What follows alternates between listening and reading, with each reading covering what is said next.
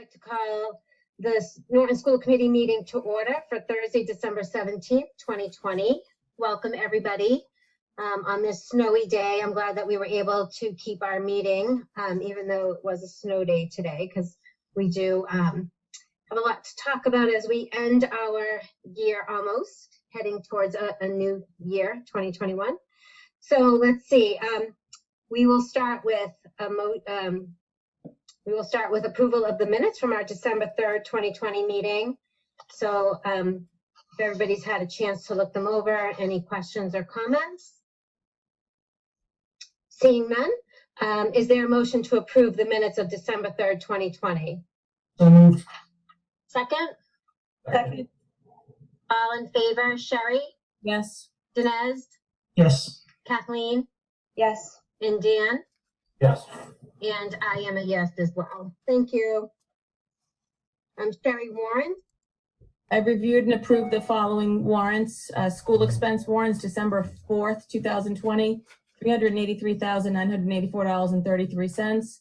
School payroll warrant for December 3rd, 2020, $992,332.48. I wish to enter them into public record. Great, thanks, Sherry. We will move on to our student representative update. Malia and Zoe, hi. I don't know, Malia, would you like to start? Sure, I can start. Great, So thank you. I'm going to start with the LGN. So the LGN has had a very busy holiday season. On December 6th, they co-sponsored the Santa Parade. They also had a Zooming with the LG Read Aloud event with over 55 families joining in. Mrs. Luke was their first special guest reader, and they are hoping to host more read-alouds. If you're interested in being a guest reader, please contact the LGN PTC at lgnptc@gmail.com. Zoe will cover the JCS. At the JCS, the SPO sponsored the Flurry of Wishes program to help the JCS families in need during the holiday time. And they're also pretty excited for the holiday spirit week. They had PJ Day, a sweater day, and balloon light, and all that kind of stuff.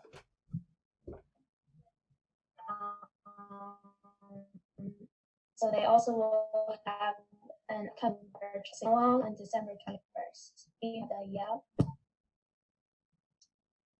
Okay, so the Yell has had a couple weeks of spirit days, including crazy hair, hats, crazy socks, and PJs, which is my favorite, both home and at school.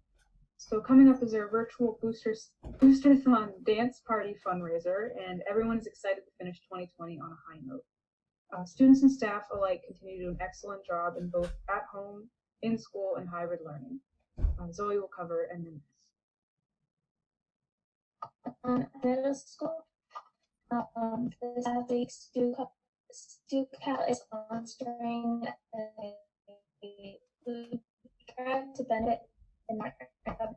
Usually they do every year, and there's a big supporter of the Martin Government kindness, but due to COVID, it wasn't as big, so they're still attempting to do something to help.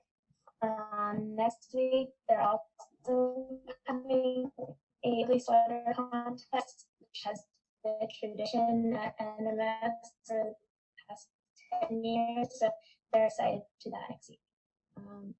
And I'll keep going for the high So school. can I interrupt you for 1 minute? We had a lot going on with the honor societies, and the clubs have been pretty active recently. The Math Honor Society is having. Zoe, can you hear me? Sorry, you cut out what? Sorry. I don't know if it's my internet. I'm having a hard time hearing you. Yeah, I'm having the same problem. Yeah, I'm sorry. Yeah, Zoe, you're freezing up on us. Malia, can I can take the high school. Okay, sorry. I'll try connecting to that's okay, Zoe. Thanks. No problem, Zoe. Malia, if you wanted to maybe cover the high school, and then we'll see if Zoe can share some information after. Okay. Thank you. So for the high school, so there's a lot going on with honor societies and clubs. We have book club going, math honor society, yoga club just started up today. And Tri-M is doing a lot. I'm actually a part of Tri-M, which is the music honor society. And we've been doing a ton of fun things. We're doing game tournaments where people will pay a couple dollars to enter, and then the winner wins all the money that was entered in the tournament. Virtual coffee houses, which everyone loves. And we're also currently selling music grams, which allows kids to pick a personal song or a message, and they can request who they want to send it to. It's good because all the money goes back into the program. So a lot of activities at NHS too. And I think that's pretty much it. If Zoe wants to chime in anything, if your audio is okay. Yeah, can you guys hear me now? Zoe, we're having a hard time. It feels like you're kind of muffled. Oh, sorry. I'm gonna okay. this week, so sometimes. So can I interrupt for a second? Zoe, what you want to do is you want to get off and come back on. So we'll wait for you. You want to log off and then log back on. And we'll just take, Madam Chair, if it's okay, just take a 2-second recess while she does that. Yes, that is fine. I think it's probably happens to all of us, right? At some point, I actually tell everybody if I'm on a meeting and I get muffled or you no longer see me, Dinesh knows he can take over for me because I have awful internet access at my house. Hey, guys, while we're waiting for her, I actually want to take a quick minute and just commend Dr. Baeta on the, as you called it, the traditional snow day today. I think it was a really good call on your part. I think you hit the nail on the head with how the kids were feeling, and maybe even some of the parents, quite frankly. I love the use of the word traditional. It kind of brought some memories of when I was a kid when I saw that. But I wanted to thank you. I think that was the right move, and I wanted to tell you how much it meant to, I think, the kids. So That was, as a student, that was probably the light in the end of the tunnel. And the reason just so crazy, that was good to hear. It's like, I'm going outside. I'll remind the seniors they don't have to make up the day. Everybody else does, but that's a 21. It's one small gift for you guys. Mm-hmm. Zoe, we see it that you're back. Can you talk and we'll see how we are doing hearing you? Can you guys hear me now? That is so much better, Zoe. Okay, sorry. Chromebook's a little weird sometimes with meetings. Do you want me to redo anything or just want to keep the meeting going? If you wanted to just, I think, what were you doing the yell? I think it was the JCS. I think the JCS in the middle school. In the was middle, great. it was the middle school. Because the middle school, I Middle definitely school. didn't hear. JCS, I kind of heard a little bits and pieces, but I don't think I heard what you said about the middle school. Well, the middle school, they're sponsoring the food drive to benefit the Norton Cupboard. Zoe, you're frozen again. I don't know if you can hear It us. hasn't been as big this year. Zoe. I think Zoe is having internet difficulties. Malia, I don't know if you have the I have access ability to to kind of, if you have the information that maybe you could share, or, yeah, sure, I can do that. I'll and please apologize to Zoe for us if she can't hear me.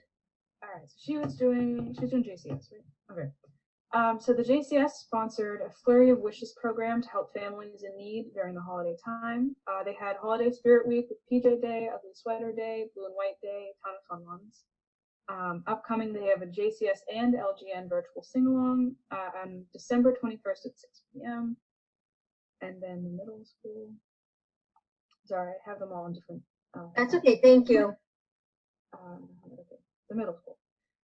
So the Student Council is sponsoring a food drive to benefit the Norton Cupboard of Kindness, and NMS is one of the largest supporters of the Cupboard of Kindness on an annual basis through the efforts of their annual Thanksgiving Carnival. Due to COVID-19, they were unable to do so this year, but they are still holding a food drive to see how they can help.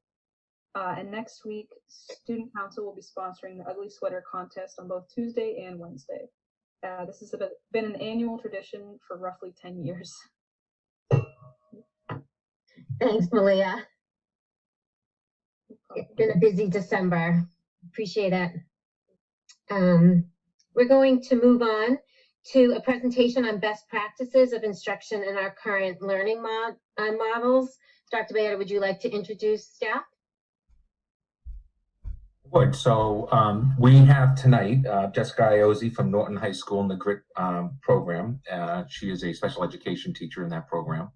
We have Jerusha Bjork from the LG Norse doing a presentation tonight with grade 3, and she's a general ed teacher in grade 3. And then we have Sarah Alves from the JCS, who this year is with us as a Digital Learning Academy teacher for grades 2 and 3. So welcome to all three of you, and we'll go in order as printed here. So I'll go to Jessica, you first.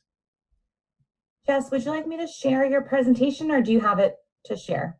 Can I share? Yep, you can. Share. I'll share. Great. Okay. Maybe. Can you share it? I can't seem to. Yep, not a problem. As you're doing that, Jen and Jessica, before you go on, I just wanted to inform the committee that this is all about trying to provide some updates to not only you, but to the community about some of the things that are going on during this COVID-19 different way of doing business. And we thought that really just inviting staff to come forward is a great opportunity for us to get that information out. So thank you to all three of you, by the way, for taking time away from your snow day to be with us. Thanks. And Jess, just let me know as you want me to advance the slide. Okay. So I am the teacher in the NHS GRIT program, and I have been for the last 14 years. And I can say that this year has been one of the best years I've ever had. So I don't say that to a lot of people because a lot of people are struggling, but we've had a great year. I have 2 teacher assistants, Heidi Loring and Maureen Malloy, and Michelle Amaral is our adjustment counselor. Next slide. Okay, so I included some pictures of our classroom, and as you can see, each kid has their own carrel, and they use those for independent learning and to keep their materials. And then I have the tables for small group instruction or one-on-one instruction, and they're all socially distanced. Next slide. Oops. Okay, so a lot of people ask me what GRIT stands for, and it stands for growth, resiliency, integrity, and teamwork. And last year we sat down as a staff and determined what does that mean as for our students. So growth, we want them setting goals and assessing their progress. Resiliency, we want them problem solving, using problem solving strategies, accepting feedback, and delaying personal gratification until they have fulfilled their responsibilities. Under integrity, we're looking for them to take responsibility for their words and actions, and to invest quality effort into their work.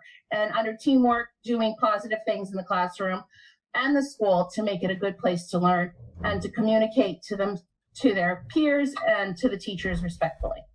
Next slide. So this year we currently have 7 students that are part of the 4-day in-person program with a potential of 1 student returning. We are teaching math, history, and English within the GRIT program, but we also provide coverage for students who go to inclusion classes. Next slide. All of our lessons are conducted in small group setting, 1 to 4 students. They receive one-on-one instruction to ensure mastery of the skills. The pacing is dependent on students' needs. We follow the NHS curriculum, but it's just at a modified approach. And our behavioral level system is individualized per the students, and it is also student directed this year. Next slide. We also provide weekly SEL lessons and group counseling. We also provide individual counseling, and our lessons include weekly meditation using the Calm app, journaling, group discussions, and community building activities. Next. Okay, so this year we introduced a new level system within the GRIT program that we worked on developing last year, and then we were hoping to implement it at the end of last year, but we didn't get to. Our level system has 3 levels: expert being the highest, compliance, and novice. Next slide.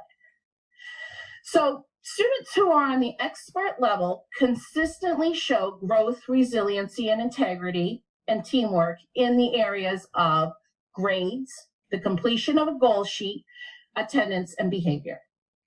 Next slide. So when they're completing their goal sheet, we're not looking for them to master their goal, but we're looking for them to be able to reflect on how they're doing. And I collect the goal sheets bi-weekly, and they receive a grade on those sheets on how well they've been completed. With grades, we take an academic average of all their grades, both their GRIT class grades and their inclusion class grades, and we come up with an average. Next slide. Attendance, we're looking for students to have only 1 absence or tardy in the 2-week period that we're assessing. And then behavior, we have these level notes, and staff reflect on positive and negative behaviors that are occurring. And to earn expert levels, students should be consistently receiving more positive notes than negative notes. And this is a shared document, so students can view the notes throughout the 2-week and track their progress. Next slide. Here is our goal sheet. And so you can see the students set a goal, they set some action steps, and then down here on the bottom, they spend some time during LOB each day, reflecting on how are they doing on meeting this goal. Next slide. So we have community meeting twice every 2 weeks, and we discuss each student's level, taking into consideration the 4 areas: their academic average, their goal sheet, their attendance, and their level notes. Levels agreed on as a community. So we all have a say in each kid's level. The students can say things and the staff can say things, and then we determine using this tracking sheet what level students land on. And I thought at first that this was going to be rough, but students are pretty honest with each other and open to listening to what other students have to say, and it's been great. Next slide. So the hybrid schedule in our classroom works with students attending remote Mondays, just like all other students. We've been doing engaging activities such as Ed Puzzles, Quizlets, and Kahoots. I've been using a document camera to do especially math lessons, and that's been working great.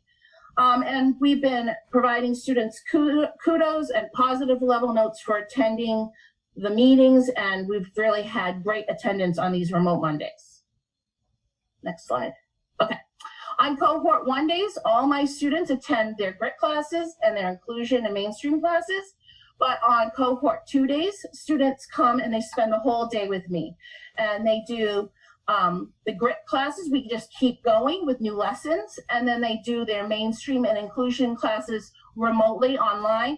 But the thing that's great about it is that the GRIT staff who attend these classes with them are there and can provide that extra support these students need to keep them on track and getting the assignments done. Next slide. Okay, so the successes we've had this year is the consistent attendance and work completion during remote Mondays. All of the inclusion science students are currently passing. Students are consistently staying on the expert level, and as you can see, anything that's green in this chart means that they were on an expert level for that 2-week period. So we can see that mostly our students have been on that expert level. Next slide. All of the students are currently passing their mainstream classes.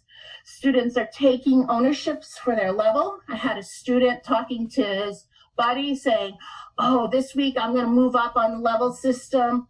I brought my my biology grade up. I've gotten all these positive level notes. I've not been absent. So I know I'm going to move up to the expert level. And I love to hear all these I statements. I did this. I did this. That he's taking ownership of his level. Students are consistently reflecting on their goals. In fact, every 2 weeks now, I'm giving them more suggestions on how to even reflect better. I wasn't even sure they would reflect on their goals. And now I'm like, okay, now we can take it a step further and a step further. And it's wonderful. Students have been able to reflect on behavior during community meeting in an appropriate manner. A lot of times, because we're addressing the behavior after the fact, they can more rationally discuss it and say, yeah, you're right, that was a moment and I need to improve the next time. So it's been great. And despite the pandemic, a sense of community has been built within this classroom this year. So it's been a great year. That's it.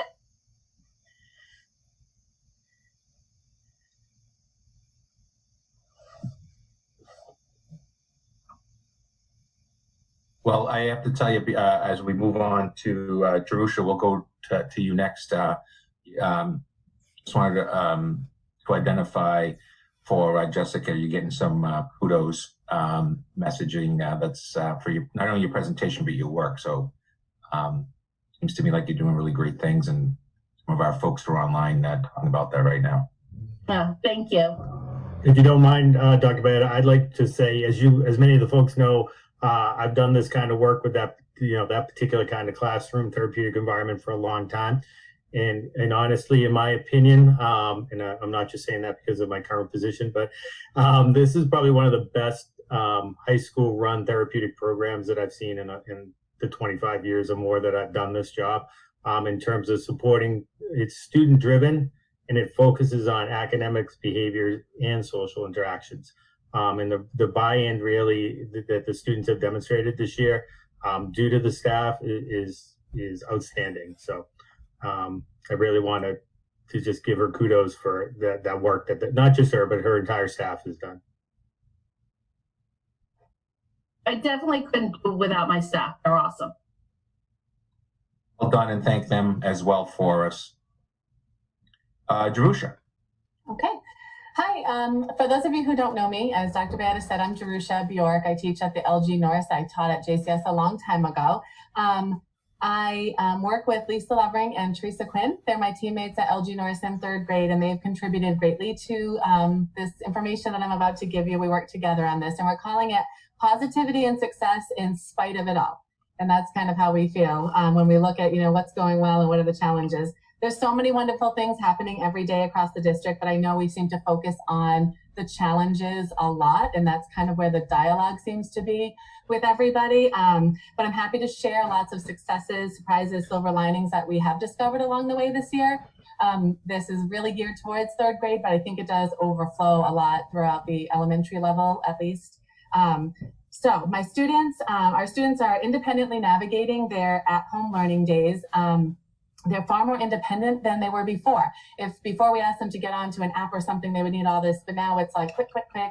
They know far more than our 3rd graders have known ever in the past. And I know it's not just technology, but a lot about independence and doing a lot of things on their own. They're communicating with us directly. And this is a big thing. They've really begun to cut out the middleman, which is typically mom, dad, grandma, babysitter, whoever that is. And that's a big deal for 8 and 9-year-olds.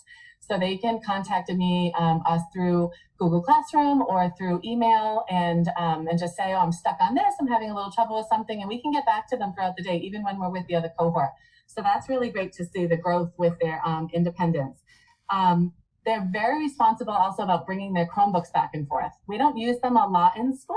We use them very sparingly at this point because they're on so much when they're at home. But sometimes it's necessary for an assessment or to teach them a new tool or an app or something. And we were like, ooh, they're not going to bring them back and forth. But they really have. Every day they're in those backpacks ready to go if we need them, which is great. When it comes to COVID guidelines, again, the younger kids, we thought, are they going to keep masks on and all of that kind of stuff? But they've been so wonderful. And it's also been fantastic for us to use the opportunity to get outside. We had a beautiful fall, but we even have told the parents multiple times, bundle up, bundle them up. We're going to go outside as much as we can. So another silver lining for us has been that extra fresh air. We never used to have snack outside. We're going outside to get fresh air more. We're doing snack out there in the morning and then back out there, having our 2 short recesses instead of 1. It's just this nice cycle we have of getting outside, which is kind of new. Speaking of outside recess, we took away the play equipment, we took away the play structure, we took away the swings and said, we can't clean all that, we can't do that. So we thought, what are we gonna do?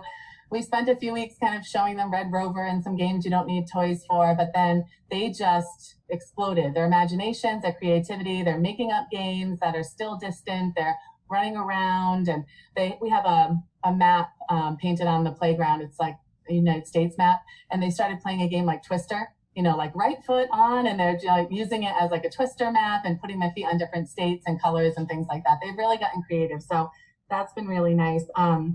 Monday Live. That was something we were leery about. We kind of were thrown off that it was a Monday, not a Wednesday. And we're like, oh, everyone's doing a Wednesday. Why are we doing a Monday? But that's really been so beneficial to have it be a Monday. So I'm very happy that the hybrid committee came up with that day. We're able to kick off the week together. All of my students are together in one group. We can kick off our lessons. We can introduce topics. We can all be together and go from there. So it's been really fantastic to do that. And they like the preview. So then if they're at home on Tuesday, they already know what those lessons are going to be about and they get started there. If they're with me, I say, okay, we did this yesterday, let's roll. And we, just kind of move along with it. So having that Monday together has been fantastic. And I have to say, I was kind of, my eyebrow was kind of up about that one. But the 3rd grade has had great attendance with those live Mondays. We've had great participation. The students are raising their hand. They're great with their headsets. I appreciate the tech department sending home headsets to all the students. That has been wonderful because they can really focus. So that's something great that's come from it, not just the Chromebooks, but they have those headsets at home with the microphones. It blocks out any background noise at home. It also helps us get less feedback from what's going on in their households and things like that. And we've had very little technical difficulty. There's some glitches and the kids know now. They used to say, Mrs. Bjork, I can't hear you. I can't hear you. And I'm like, well, don't tell me because now you can't hear me help you. So now they know if they can't hear me, they unplug their headset and they plug it back in. They leave the meet, they come back on. If that doesn't work, they shut down completely. So they know the steps now. It took time, but now I'm not trying to type in the chat to them. They know if they can't hear me, they know what to do. Another thing has been small class sizes. That's something, I never thought I'd have 9 students in front of me at one time, ever. Never thought that would happen. Half the class at a time seems weird, and doing everything twice, it kind of felt like Groundhog Day. You do your whole lesson plan, then you have to do it all again the next day. But we've seen a lot of things. I have a whole list of reasons why this has really been great. We can teach every student easily and quickly. So we are able to keep moving with our curriculum very nicely because we're not running around to 20 students at a time. We can see who's ready. We've gotten to know the students better. We can anticipate. Sometimes we know they're stuck on something before they know they're stuck because we can spot them all really easily. They're spread out nicely. There are very few behavioral issues and behaviors that need to be redirected or anyone not following the class rules or the expectations of LG Norris. They're really on track, and it might be that they're spread out, they're 6 feet apart, and they really can't get into any mischief. There's also really nowhere to hide if they want to be, doing anything they're not supposed to be. So the behaviors have been wonderful. We didn't imagine, or we couldn't imagine how we were going to keep the pace of the curriculum having the students not every day, but we really have been able to. With smaller groups, we've been able to combine lessons and really kind of keep it going. So we were looking the other day at where we were in math and ELA this point last year, and we're really right on track, maybe only a week and a half off. And I know that's just in 3rd grade, and I know 3rd grade at JCS is right about where we are. And I'm not sure about every grade, but it's a really nice surprise that heading into Christmas that we're not, running on a treadmill here, trying to catch up and keep up. So we have students in all 3 of our classes receiving special education services and Title I services. To accommodate these services in the past, the students would be pulled out of the classroom and may potentially miss lessons. Something that's happened with this hybrid model is that we're not juggling like, oh, you can't have them yet because I have to finish this, and trying to make those schedules, because a lot of the services are when they're at their at-home days.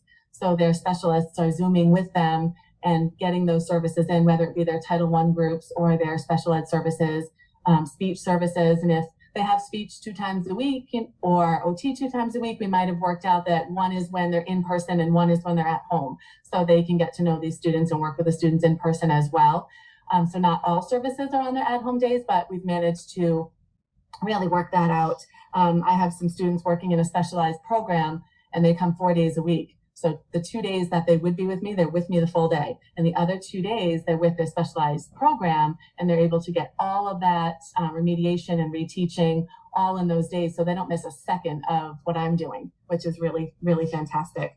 This year, we have more communication with parents than ever. And I think that's a real plus, another positive, another success in spite of it all. We have parents are emailing us. And like I said, the kids have kind of cut out the parents a bit, but we just have a lot of communication. We know the parents. If they're having struggles with some of the at-home stuff or anything, they're quick to get back to us or to get in touch with us. And another thing we noticed was that conference app that we had never used before at LG North was amazing. We saw more parents than I've seen ever. And maybe it was because one parent would stay home with the kids while another one ran to conferences, or mom was at work, so dad popped in, or they were both able to get there a lot. We had multiple parents at every conference. We even heard that with some grandparents that also help out on babysitting days and things like that, because anyone could come to the conference. It was really great. We saw a lot of parents there. So the communication and connection with parents is actually greater, I feel, than it has been in years past. We all personally have grown by leaps and bounds in the area of technology. And I always say we weren't pushed out of our comfort zone last spring. We were thrown out of our comfort zone. And then we just kept growing and growing and pushing each other, learning new apps. And we appreciate everything the tech department has done and all the support that they have given us. But as educators, I think this pandemic has forced us to grow, but then really, lit a fire. So we wanted to do more and learn more and not have those questions and saying, oh, I wish I knew how. We just learned it. So it's really kind of been great. And we've introduced ourselves in our classes to many new tools. Some of these you've heard of, but for some of us it was new. Google Classroom wasn't new to us, but it wasn't something we used a lot. ReadWorks, Raz Kids, Reading Workshop online, online resources, Splash Learn, Khan Academy, ST Math, Reflex Math, Google Docs, and our personal favorite is Flipgrid, which I love because that's where I make my videos so the students can see me. But we also use this mainly for science and social studies. So what we do in 3rd grade is we present when they're at home, we present them with content in science and social studies, depending on what topic we're working on. It could be a story, it could be a video, it could be something from National Geographic, it could be whatever we've found. And then the students have to make a Flipgrid video and send them back to us, telling us what they've learned. And that's what I actually am going to share with you. I hope I can share my screen. I've been practicing. Google Meet, I'm okay sharing. Zoom is a little different for me, so I'm going to try. But this is where we get to see. So the kids see videos of us when they're not with us, and then we see videos of them. So it's been nice communication. The kids have done a great job with it. So I'm going to attempt this. I'm going to share my screen if that's okay. Jen, that's okay, right? Let's see.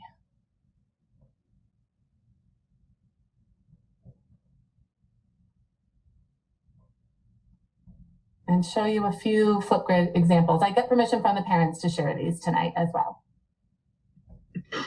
The thing I found cool and interesting is how they use food and other sorts of things to make color, like dye, pots, rugs, and clothes. The 7 continents are North America, South America, Asia, Europe, Antarctica, Australia, and Africa.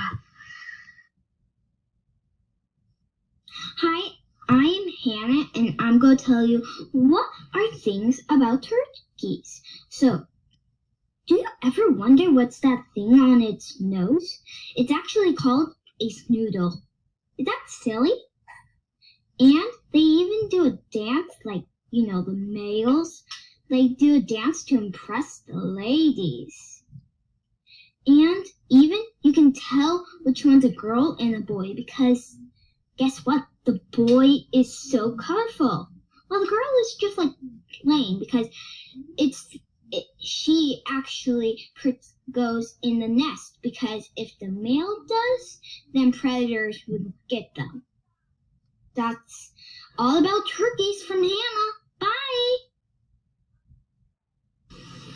Hi, my name is Brennan, and I'm supposed to teach you about which one I like better, bats or owls.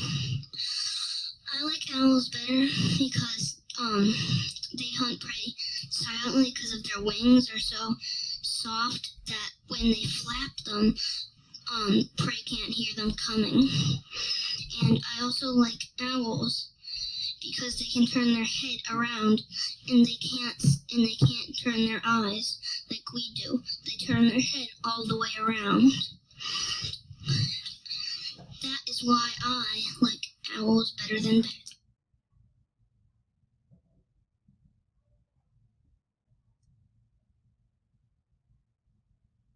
Okay, could you hear those? I couldn't tell. Okay. Okay. So that is Flipgrid, and that is how we make videos. I don't use the fancy, filters that the kids like to use, but they have figured that out. So it's a great way, instead of them just typing back to us or writing something, they can be interactive with us and send those videos to us when they're at home. And that's my favorite part of the week. I even make my husband and everyone watch them. So that's another positive. So I just wanted to share those positive things that are happening and successes in spite of it all. Mainly from third grade, but I know this kind of flows over to a lot of the elementary teachers. We're finding some great things happening. So thank you for having me. That's fantastic, Jerusha. Thank you for all of that information. And I have to tell you, I was laughing pretty hard at those videos. It's, oh my gosh. I mean, from the mouth of babes, right? From the mouth of babes. With that Hannah, with like, bye from Hannah. She's just fantastic. All of her videos are like that. It's just so wonderful. So I thought you would enjoy those, but that's some of the stuff we're getting from the kids. They're doing fantastic. So thank you. Thank you. And thank your team down there as well. I will. I just wanted to reiterate what you had said about how important it is to get the kids in front of the teachers so that you can really know them, because that's how you teach them. And without physically seeing them, you can't do it on a computer. So that's why we push so hard to at least get hybrid for as long as we can. I mean, we don't know what the future is going to hold, but I mean, just knowing them now, you're going to be able to be a better teacher if it is online, because you already know them. So yes, it's definitely invaluable just to have them with us. And we had always said, even if it was just a few weeks, so we're all so happy that it's already, almost the new year, and we're holding on, and the kids have done great, and they love it. They love it. And it sometimes feels like two different classes, but on the other hand, they know it's all one big group, and their fingers are crossed that we're all together at some point. But yes, getting to know them has been fantastic. And it was pretty quick because the groups are small, so it was nice.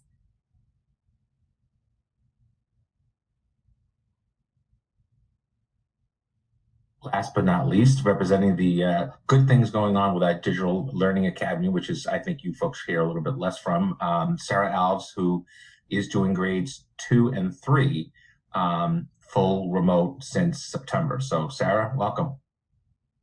Thank you so much. I'm excited to be able to have this opportunity to talk, because I feel like our digital learning students are just in a different plane sometimes. And I've got students from JCS and LGN. I have 2nd and 3rd grade students. I'm going to share my screen. I'm going to try to, I think, if I can figure it out, because I'm used to Google Meet, because that's what I use for everything. Can you see that slideshow? Yeah, fabulous. Okay, good. That's a good beginning then. All right, so I am the 2nd and 3rd grade teacher. As I said, I have students from JCS and LGN, which has been a kind of a treat for me. I told a lot of these the LGN students how exciting it is for me to get to know students that I would have never gotten to know otherwise. I've also had the good fortune of being able to work with 2 awesome special educators who are working with my 2nd and 3rd grade students who are on IEPs, Keelan Murphy and Lauren Small. 2 people I worked with when I was in the building at JCS in various capacities. So it's exciting to be able to already have a relationship with colleagues that I'm working with these students, because we're navigating something totally different, not being in person with these kids. And some of these kids I've never even seen before. The JCS faces are familiar, but not my LGN friends.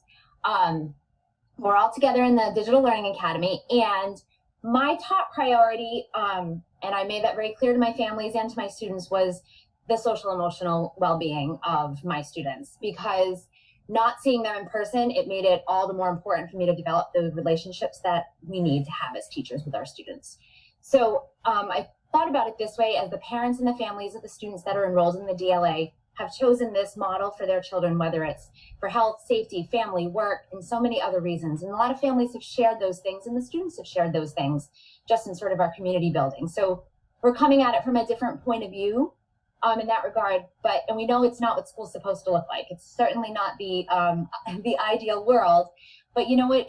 It's working, and my families and my students are fantastic. So I think that we're rolling with it, and I'm trying to provide them with as much safety and normalcy, belonging that I can. And the biggest goal for me was to really build a community that was larger than just their home. They're all learning from their home or a grandparent's home or whatever it might be, and they need to feel like they belong to a group. That's so important. So that was really my top priority. So the way I'm doing that, the way I'm trying to build a community completely digitally, each of my grade levels gets 3 morning meetings a week. So my Monday meeting, I meet with all of 2nd grade all together, and then I have a meeting with all of my 3rd grade all together.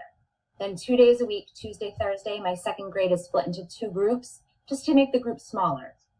Right now I have, since September, I've had a fluctuation between about 45 to 50 students total between the 2 grade levels. So it was really important for me to split, a group of 25 3rd graders into 2 smaller groups. So 2 days a week, 2nd grade meets in 2 smaller groups. And then the other 2 days a week, I meet with 3rd grade again in 2 smaller groups. So they get 1 day where they're all together, and then split into smaller groups just for more of that sort of community building. I post a daily read aloud for each grade level, different chapter books that I'm reading. Most of them, the 3rd grade ones, are ones we read in 3rd grade that go along with some of the Lucy curriculum that we've done, books that I always share every year with my students. And 2nd grade, I'm choosing different books because I don't want to double dip into 3rd grade's material. So just being able to share that, we talk about it, the students post the number of pages left on each chapter.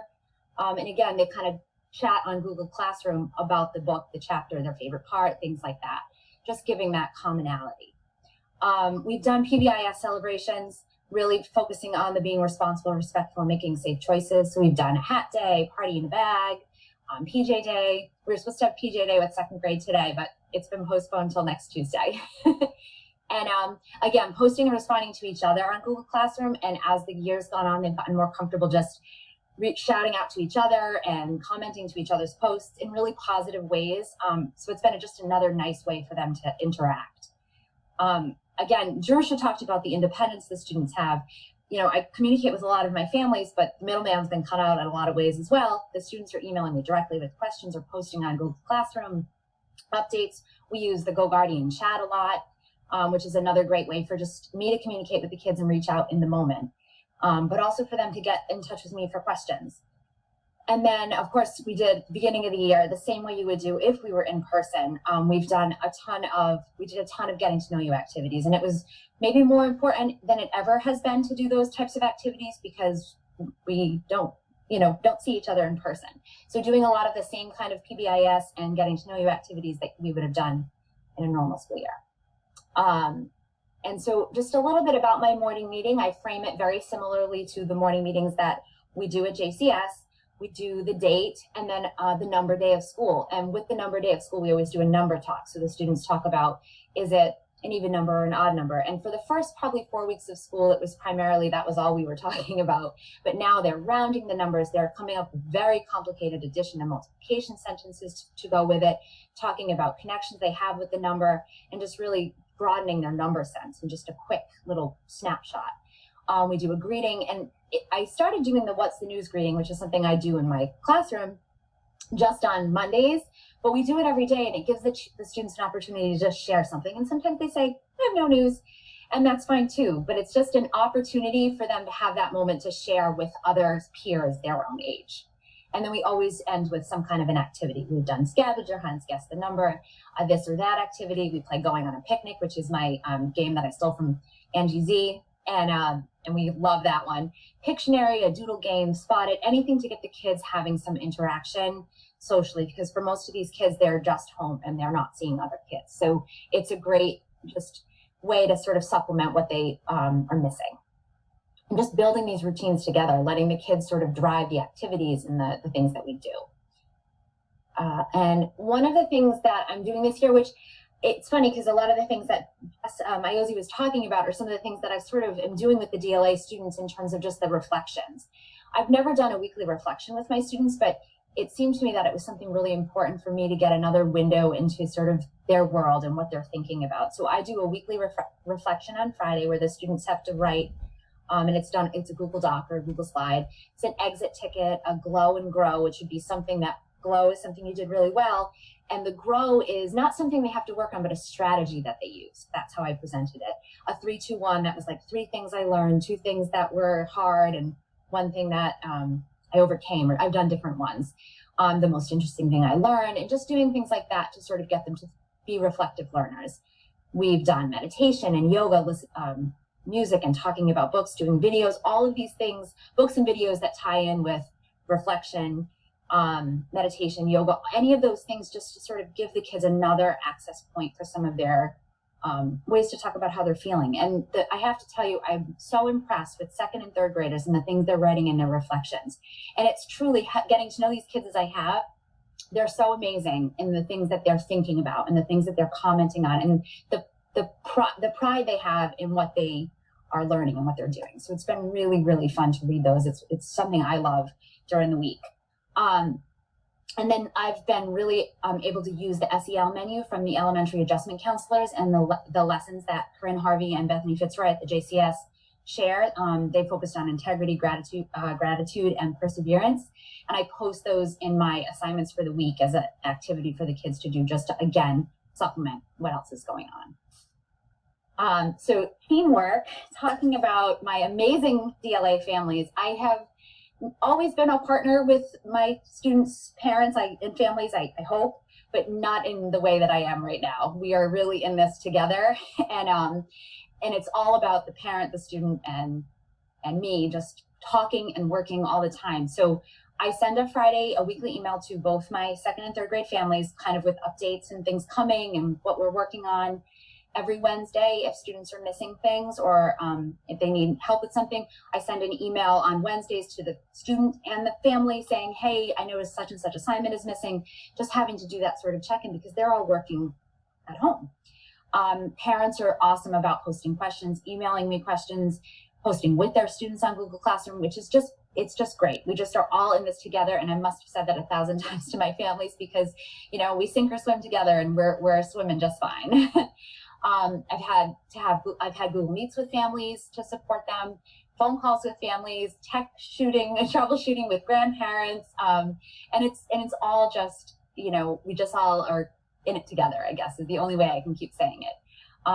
I've made videos to send not just to the students but to the families, and just my website is there with all the videos I've sent to kids to support. A lot of it is the technology, especially at first, but I have amazing families that I'm working with, and they probably are tired of getting my emails on Friday, but that's okay.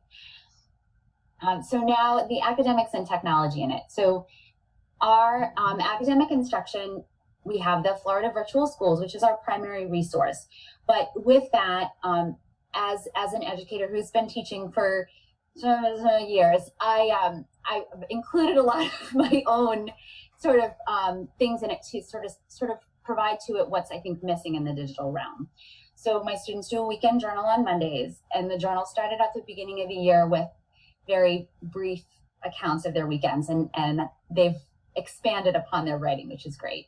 And also having them track a reading log to really track what they're reading at home, and making sure that, and some of their summaries in the reading log are about the things I do as read alouds, picture books, and chapter books, but I think that's great too, because they're thinking about what we're reading together.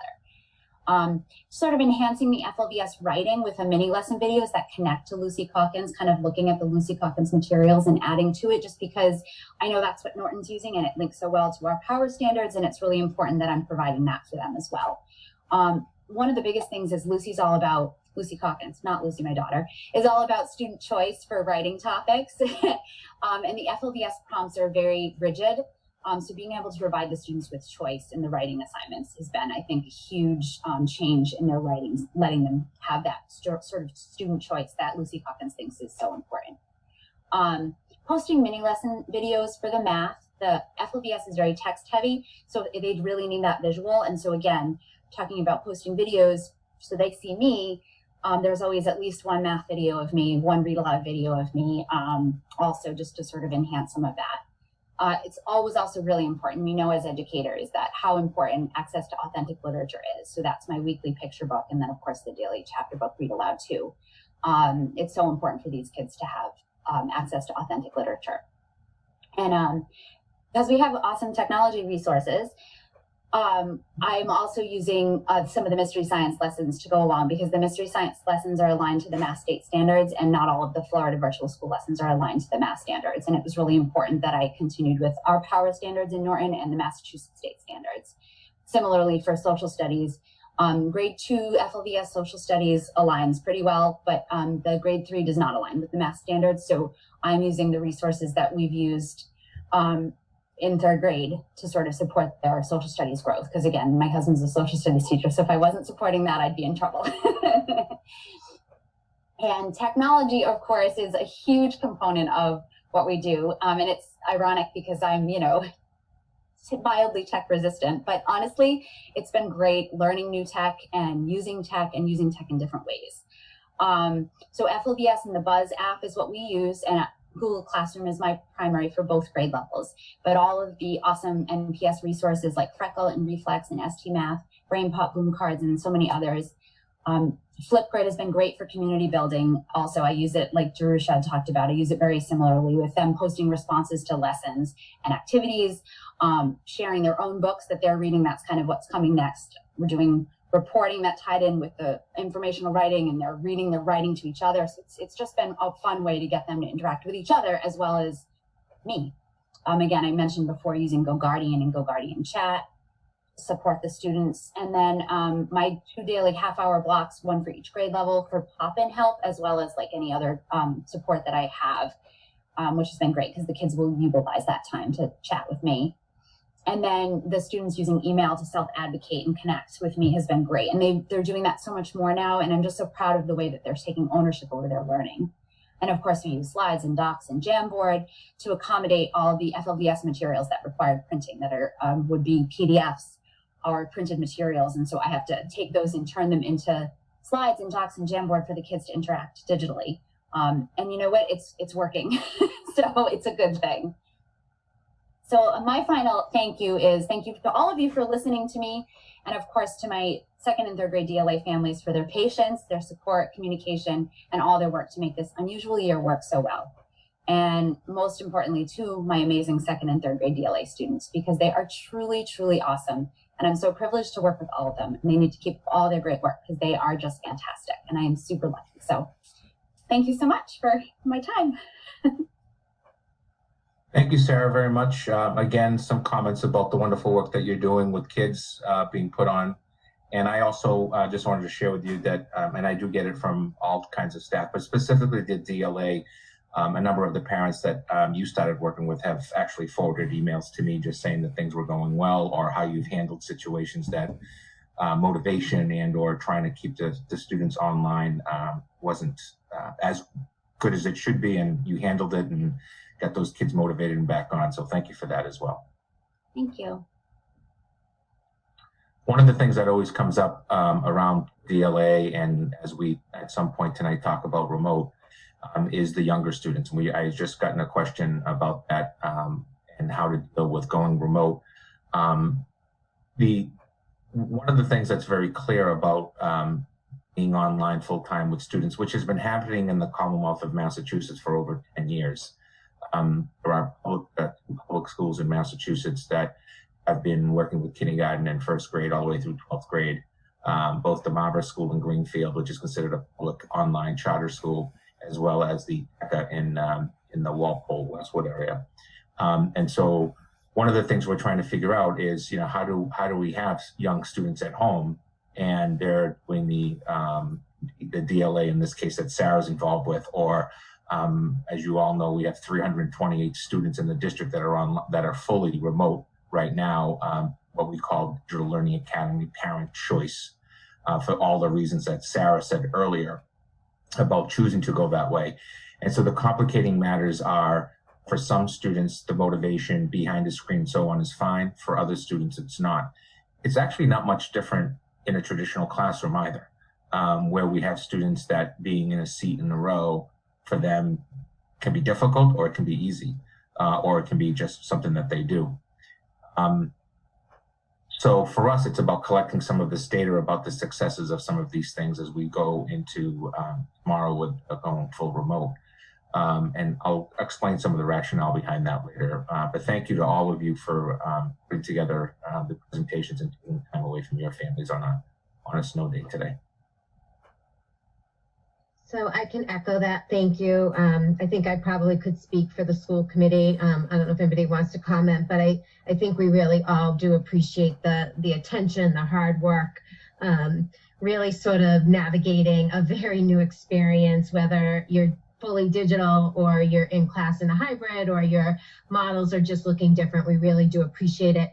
I think every time I hear comments from staff, from teachers, from families, it's interesting. So much that's happening really are things that maybe we want to consider extending into kind of a traditional model of education. You know, those breaks outside sound really nice for kids, even when we're not in the midst of a pandemic, or smaller classes is something I know I have been sort of an advocate for always. So I think that we're just sort of seeing some really good things happening, although they're happening for kind of odd reasons. I think that, you know, these are conversations that probably will continue to happen even after sort of the pandemic is somewhat controlled and we're back to what would be considered a more normal school setting. But thank you so much. We really do appreciate you taking time and working so hard to support our students and families. Any other comments? Carolyn, I just wanted to say it's so helpful. I appreciate, you know, all of you coming on and giving us updates like that, because, you know, we do receive updates from Dr. Bayetta daily, sometimes numerous times in a day this year. But hearing it from you guys and seeing those the flip grid that you talked about, it's just awesome for us to be able to see what is actually happening instead of just hearing about it. It's just, you know, it's just important for us to see. So I really do appreciate you guys all taking the time and everything that you guys are doing. I mean, it's huge and it's amazing. I am certainly so happy now that we decided to go hybrid back at the end of the summer. But it really is amazing to see what our teachers are accomplishing during a global pandemic. I mean, we just can't say thank you enough. Mm-hmm. I think when we were having conversations, I think what we're finding is that sort of navigating really uncharted territory. So every day it feels like it's a little different. But I remember Sherry and I having a pretty intense conversation about hybrid, remote. It just was a really tough decision. But I think that we did the right thing, because I think, as Kathleen shared, kids need to be in front of their teachers, if at all possible, at least to kind of get to know them. And when they're not, they need to have somebody who's dedicated. Ms. Elves, you really shared the level of commitment and dedication and how it can be done successfully when you don't have them in front of you. So, you know, I think that what we're finding is that certain things that whatever the model, there's ways to make it successful, and really putting in the effort and the energy. You know, I think we probably also know that we're probably not perfect, and we are sort of, you know, learning as we go. So things are different, things are changing, but we always are more than happy and able to have in-depth conversations with each other. We certainly have a labor management unit group that meets with the administration that really sort of talks about a lot of these aspects of supporting students. So thanks again, everybody.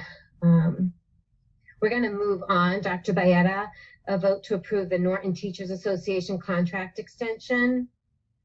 Yeah, so this is we have a current contract that the paraprofessionals and the teachers are negotiating with yourself as the chair and Dinesh as the other member.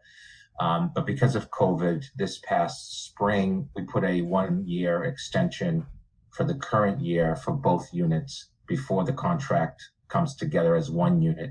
And we're doing it again for fiscal 22 with the understanding that after the first of the year, we would continue to try to negotiate a new 3-year agreement that brings the paraprofessionals into the Norton Teachers Association contract. So that's what's before you. It's an extension. The extension would begin September of 21 and end in August of 22. So it's a fiscal year, and it aligns to all the other unions in town set at 2%. And for clarification, Dr. Bayetta, that extension, we will still sort of begin in sort of 2021, the conversations of negotiation, correct? That's correct. The intent behind this is that there's so much to do when you're taking 2 different units and trying to bring it into one contract. As you know, it's a pretty complicated. It's not done in a lot of places, but both sides agree that this was something that was worth going through the process. And so what our goal is to try to take those 7 or 8 really key important things and start talking about them after the first of the year, of literally after January 1st, 2021. Mm-hmm. Any questions, comments? Seeing none, is there a motion to approve the Norton Teachers Association contract extension for 2021 to 2022? So moved. Second? Second. All in favor? Dinesh? Yes. I'm just looking. Sherry? Yes. Dan? Yes. Kathleen? Yes. And Carolyn is a yes. Madam Chair, through you, if you could all take a second vote authorizing me to sign it on behalf of the school committee. Oh, okay. Sorry. Is there a motion to approve allowing Dr. Bayetta to sign the extension, the contract extension on behalf of the school committee? So moved. Second? Second. Second. All in favor, Dinesh? Yes. Sherry? Yes. Dan? Yes. Kathleen? Yes. And Carolyn's a yes. Thank you.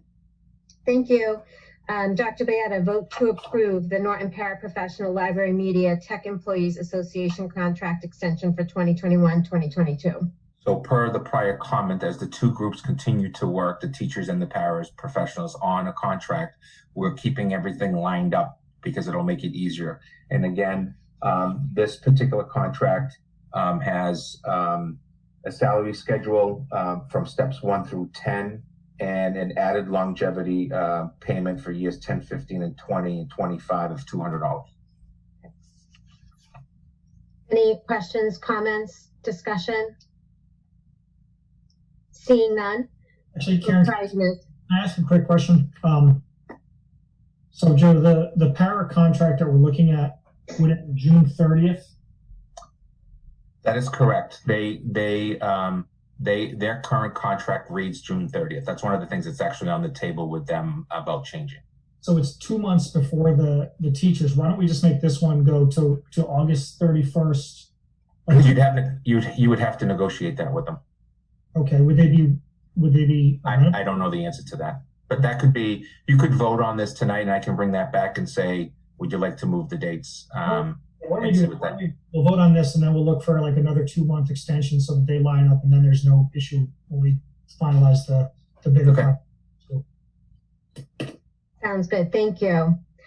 Dr. Bayetta, can I have a motion to approve with the inclusion of you signing on behalf of the school committee? Can it be done in one? Okay. You may. Thank you. Is there a motion to approve the Norton Paraprofessional Library Media Tech Employees Association contract extension for 2021-2022 with the allowing Dr. Bayetta to sign on behalf of the school committee? So moved. Is there a second? Second. All in favor, Kathleen? Yes. Dan? Yes. Thank you. Sherry? Yes. Dinesh? Yes. And Carolyn's a yes. Great. Vote to approve superintendent's contract memorandum of agreement. Dr. Bayetta. So as the chair knows, a year and a half ago, myself, Dinesh, and Sherry began contract negotiations as my contract was coming to an end. At that time, all of that information was brought back to the full committee in executive session, further negotiations, and then it was actually voted at an open meeting. I extended my contract 6 years, starting this year, and it takes me through 2026, which will more than likely be the year I retire. Believe it or not, I can't even believe I said that word. So the contract speaks to salary. It has changes in professional development, course reimbursement, and all of that. And as you know, my contract is a very one that is published and so on and so forth. So we came to an agreement on salary. And at this time, I am the only town employee that I know of that has not yet seen a cost of living increase and performance as per my contract. And I have an agreement for the fiscal year retroactive to July 1st of this year, thereby giving me part of my check going back to July 1st in this fiscal year, and then the remaining salary the next 13 weeks from January through June. Is there any comments? Questions? Just very quickly apologize to Dr. Brad that this took so long to get done. I know that put it on the back burner for a while, and we appreciate that because, obviously we're in the middle of some other stuff, quite frankly. But apologies that this took so long. No apologies needed. It's part of the process, and the superintendent position is always one that everybody keeps an eye on salary and benefits and all that stuff. So it's published. It'll be up in the like all of our contracts are once they're updated, published and put up there. So we decided to negotiate in good faith, and I'm happy in Norton, even when we have some decisions to make. I appreciate the staff very much and my support team and support of the school committee. Well, we really appreciate it. And we know, sort of to echo what Dinesh said, this was a little bit kind of late coming, but we appreciate your patience during the process. So seeing no additional comment, questions, is there a motion to approve the superintendent's contract memorandum of agreement? So moved. Second? Second. All in favor? Dan? Yes. Kathleen? Yes. Sherry? 100% yes. Dinesh? Yes. And Carolyn is also a full yes. We really appreciate your work, your sort of 24-hour on the clock job. Appreciate the committee as well, and let's keep doing good things for kids. Thank you. Leadership during this pandemic has been absolutely incredible from you, from your entire staff, the people that you hire. I mean, it is top notch. We have a question at Saturday at 10 o'clock at night. You respond instantaneously. I mean, it's really important for this community to understand the leadership, not only for the school department, for the amount of families that you have fed through this pandemic. You stepped up when really nobody else did. And we are so appreciative of that as not just a school committee member, but for somebody who just lives in this town. Thank you. Thank you so much. I appreciate that. I'm able to stay sane because I have a great team around me, from the food services department all the way through my executive assistant, Terry Rand. Position titles don't matter. What matters is that we have people that are really doing really, really good things. Yeah, I think my daughter said today that, sometimes I'll be on the phone with you or we'll be texting or something. And she said, so what's the inside scoop? And I always laugh. I'm like, I don't know if there's really any inside scoop, but, I know that you are working constantly. And sometimes we'll even say, it's okay not to respond right away. So, but we do appreciate it because when we have a question, a concern, something that we really want to talk about, you are the first person to be available. So we really do appreciate that.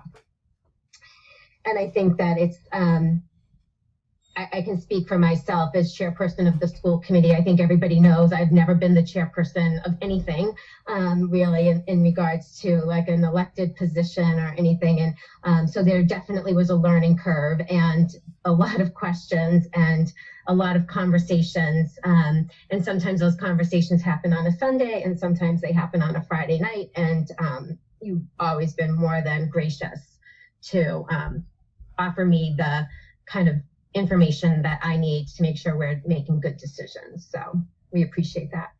We are going to move on. Discussion and vote on winter sports in the event of remote learning. Dr. Bayetta. Thank you. First of all, to my 3 colleagues that presented tonight, it's okay to leave if you want to leave. We are not offended. We say that to our students as well. So we don't get offended. Go back and have fun with your family or stay and listen, whatever you want to do. It's never in the wrong way. Madam Chair, through you, I just wanted to, I think it's really important for us to have, I don't think it needs to be a complicated discussion about athletics. I have Aaron Sumner on with us here tonight as well. But as we look to make potential changes, I want to have some of these things addressed and not have them become discussions later. The MIAA and then the other state boards have informed through Aaron and the building principals and the TVL, the Tri-Valley League, that we're having sports this winter. And I'll have Aaron, if Aaron, you don't mind, just kind of give them a general of which sports are doing what. But if we go remote, DESE definitely wants to see a vote from the local school committee, which actually up or down supports me when they come to me about why you're doing this because of that. And so I want to say, well, local control, we had a meeting, it was on the agenda, there was a discussion and a vote was taken, and this is the decision. And it just, to be quite honest, sends a very clear message to all. So Aaron, if you just want to bring the committee up on what's going on for sports, and then the committee can have its discussions. Yeah, so for the winter, the sports that have moved are wrestling, that's moved to the spring, and then indoor track has moved to fall too. That was more of a facility reason, and the MIAA didn't have modifications made yet. So we chose to kind of back off of that. That was a later decision that we made as a school. We were going to try to do it at Wheaton. We just looked at it logistically. The day they were going to give us, it wasn't going to work. It wasn't going to be beneficial for the kids. It was going to be worthwhile. So we chose to move it. Basketball is happening. That is the only sport that will happen in our high school. Gymnastics is at O'Leary's. O'Leary's Gymnastics right down the street in Norton. Hockey is going to be at FSC, which is the Foxborough Sports Center. And then we have swimming, which is at Wheaton, which all 3 of those facilities, I visited all of them this week. They're doing a great job. They're definitely safe. They're definitely following all the protocols. And, I can't say enough about them. And then inside our building, as always, we're doing the same. And it's a lot of work for basketball because we have to break down an entire cafeteria in the gymnasium every day and then set it back up. So the coaches and the players have been the ones doing that this week. So they've done a great job putting it all back together to kind of take the strain off the custodial staff. That's how the season's going to look. We're not having any practices over break at our facility. So the 3 outside teams are going to practice over break at their outside facilities, but we're not going to allow students in the building so the custodians can do their jobs, get a good cleaning in, and be ready to go when we come back January 4th. Thanks, Aaron, very much. So as you know, there's a lot of discussion around topics like this, and you all know that I have a saying that there's hills I just don't die on. There are issues that I just say, you know what, there's so much going on that this issue might make my top 3, but is not necessarily my number 1 issue. That said, as we look at these students and participating right now, today, from Aaron to me and back and forth, the league is playing. Specifically, our part of the league is playing. Some of the other communities in the other larger group are not playing because they're already having some issues with significant COVID cases. We don't have significant COVID cases within the schools, and I'll share some of the numbers with you later as we talk about remote. But we have had some significant quarantining issues, including about 100, I believe we're at 116 students right now. So when we look at this issue comes down to giving some, for lack of a better word, normalcy from day to day. This would also, to be quite honest, help to support our student activities.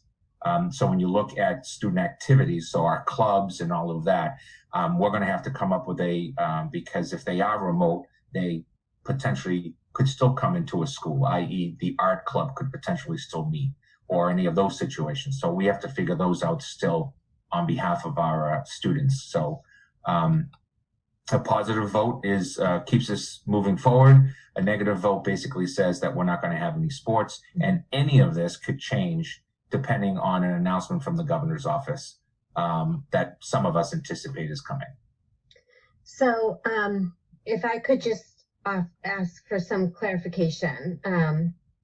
I think that if anybody's following the dashboard, I hope everybody knows that there is a dashboard on Norton Public Schools website with numbers. I think we can see, as you shared, Dr. Bayetta, maybe our positive case number is, sort of not out of control, but we have a large number of students and staff who are required to quarantine. Oh, yeah, so I can give you those numbers if you'd like, just to back you up on that comment. You don't have to give them to me now. I think my comment is that we have to, I think that we recognize that there are changes coming, but I think even when we recognize that maybe there are changes coming because in the state of Massachusetts, the numbers are skyrocketing, it doesn't mean that we should ever minimize or limit. I'm speaking for myself, should ever minimize or limit a student's ability or need to play a sport, right? So we can look at our numbers in Norton and we can say we have a lot of students who are in quarantine, but we don't have a lot of students, knock on wood, as of today, if I'm not mistaken, who are positive. So I feel like we just want to be mindful that just because the numbers may feel a little bit high, it's not necessarily that the cases are high. I think it's more about the quarantining are high. And I would hate to take a vote that doesn't allow students to play a sport. I mean, when we weren't in COVID, when we were talking about budgets and we were talking about how we could save money, the one thing we talked about is that we could never, ever, ever, we would never want to minimize or take away sports, because we know for so many students, that is what motivates them. That is what offers them the level of enthusiasm to perform academically so that they can play their sport. It's what they really strive in, and it's what sort of brings for them the level of success that maybe some students don't have academically, or maybe they have both. But if we're an SEL district, I just firmly believe that we can't take away something that potentially supports so many students' emotional wellness, especially during a pandemic. So, I just want to make sure that I know I'm speaking for myself in the moment, but I think I've spent a lot of time thinking. You sent us, Dr. Bayetta, some information, I think it was about a week or two ago, about kind of in no other time in a school's history should there be kind of a suicide prevention group, right? That the numbers of mental health are increasing drastically. I just feel like saying if we're fully remote, if we take away sports, that we're basically minimizing our philosophy and our belief of what SEL is and how we support children socially, emotionally, and obviously physical kind of activity is one of those ways. So that's my soapbox. I don't know, does anybody else have comments? before we vote? You've pretty much said everything that I feel. I mean, I don't see the need to take away sports just because we go remote because we may have, not enough teachers in the building. I think that sports are a huge part of our high school students' lives. And I think that, sometimes people think because the high school kids are older that they can handle remote learning. But the mental health issues of high school kids with a lot of these changes is scary at times, and not being able to see friends. And that's really the only way they can connect. So Carolyn, you said it perfectly. I'm ready to vote on it. Any other comments, anybody? I'll really quickly just say pretty much the same thing. I mean, listen, if we do go remote, and I don't mean tomorrow, obviously, but if we go full remote, it's going to be a staffing issue. That's 95% chance it's going to be a staffing issue. And I'm not taking a sense of normalcy away from kids because we have a staffing issue. That just doesn't seem right to me. So I'm ready to vote. So seeing no other comments, I'm not seeing any. Is there a motion to approve? I have to take a vote, right? So to approve the continuation of winter sports, even if Norton Public Schools is remote. Right. Okay. Is there a motion to approve the continuation of winter sports in the event of remote learning? So moved. Second? Second. All in favor? Sherry? Yes. Kathleen? Yes. Dinesh? Yes. And Dan? Yes. And I am a yes.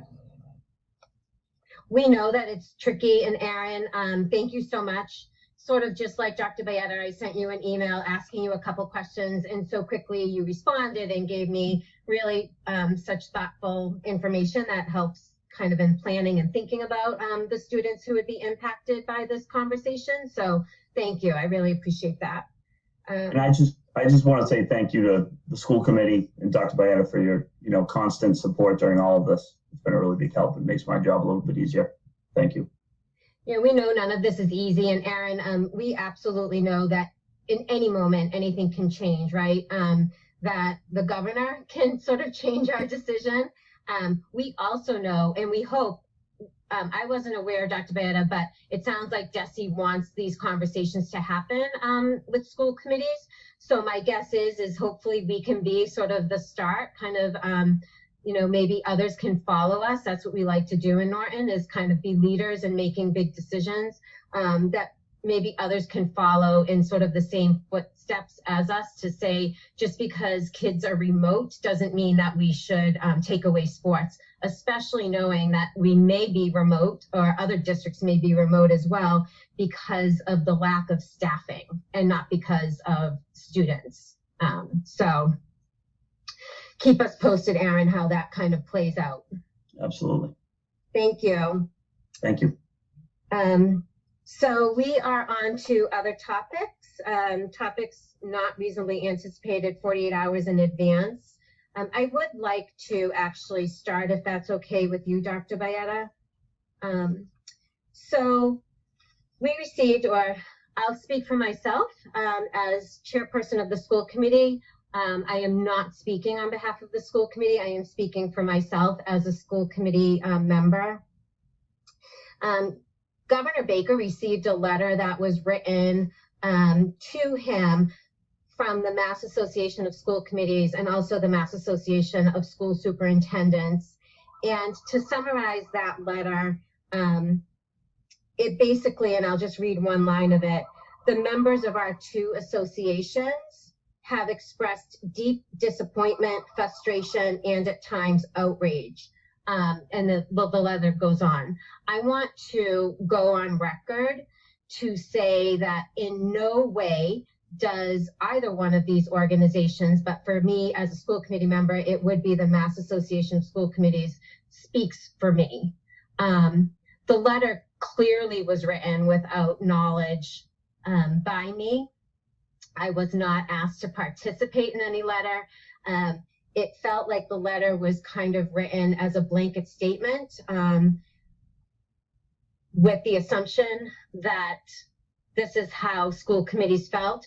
I want to absolutely go on record to say that here in Norton, I believe our union and our sort of Norton Public Schools, our administrators, our school committee, all work in collaboration with one another.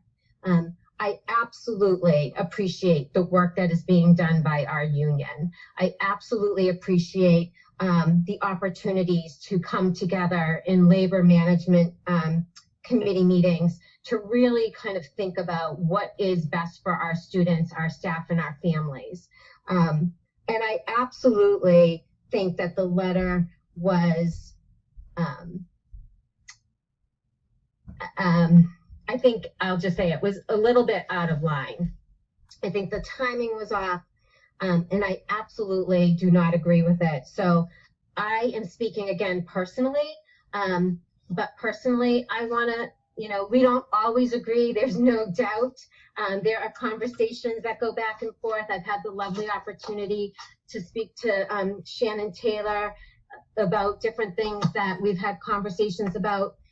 We don't always see eye to eye, but we always come up with a plan of how we can move forward in the best way possible. And I think that here in Norton, we're really happy with the relationship we have.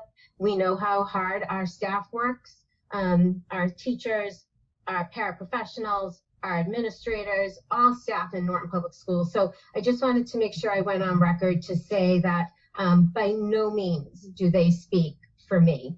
And the letter, I think, was outrageous. So I'm not sure if there's any other school committee members that would like to make a comment. I'll echo what you said there. The MASC doesn't speak for me. I'll speak for myself. Thank you very much. And I think anybody in Shannon Taylor or anybody in the union who's dealt with me in the past knows if I have an issue, I'll tell you about it directly. It's not going to be from the MASC.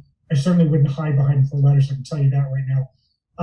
That being said, I'll also say, quite frankly, I don't really care about the MASC, and that may be an ill-advised thing for me to say, but it's true. I work for the citizens of the town of Norton, and I work to make the Norton School District better. I really don't give a whit about being part of some larger Massachusetts association, quite frankly. I don't know what I get out of them. I think the letter was ill-advised at the least, and plain stupid at the worst. We've as you said, we've had a very good relationship with the union in the past. I don't think it's been contentious in any way, shape, or form. I think recent history has shown that we work together very well. So, listen, somebody sitting in an office somewhere decides to fire off a letter, let them. It has nothing to do with us, quite honestly. It doesn't have anything to do with Norton. Doesn't have anything to do with the Norton School Committee. Doesn't have anything to do with the Norton Teachers Association. Without being too, unpolitically correct here, screw them. I really don't care about them, quite frankly. So. I just want to add that the beginning of the letter seemed to be so good of saying, what we really needed from Governor Baker. If you want us to go back to school, you have to lift the 6 foot. And the beginning of it was great. And then all of a sudden it changed from our government telling us how to run our schools to that it was an anti-union thing. And I echo what Carolyn and Dinesh say. I mean, we have a really good relationship, and we don't want to be associated with that negativity of that letter. I just want to echo, everything that you guys have already said, but I think that we really do have something special in Norton here, just all around. And, listen, the one of the good things about us is we can agree to disagree and still, care about each other, ask about people's families. That's just how it works in Norton. There's no animosity. There's no, there just is none of that. We may not agree on some of the school stuff, but we generally do care about, every person that's involved. And quite honestly, I think, MASC could take a real lesson in how Norton works together. I think there's a lot to learn from our community. I'll just add one more thing, by the way. I think the MASC and the MASS, they forget one thing, and I'm not some friend of the unions when I say this. Don't get me wrong, But, the idea of negotiating changes in working conditions, that's the union's job. That's what they're supposed to be doing. So the fact that they're doing it should surprise nobody, quite honestly. And people who are taking it personally and pointing fingers, that doesn't make any sense to me. This isn't something new, quite honestly. This is what they're supposed to do to protect their membership. I get it. I may not like it all the time, but I get it. So it is what it is. Stop crying, MASC. Let's move on. Okay.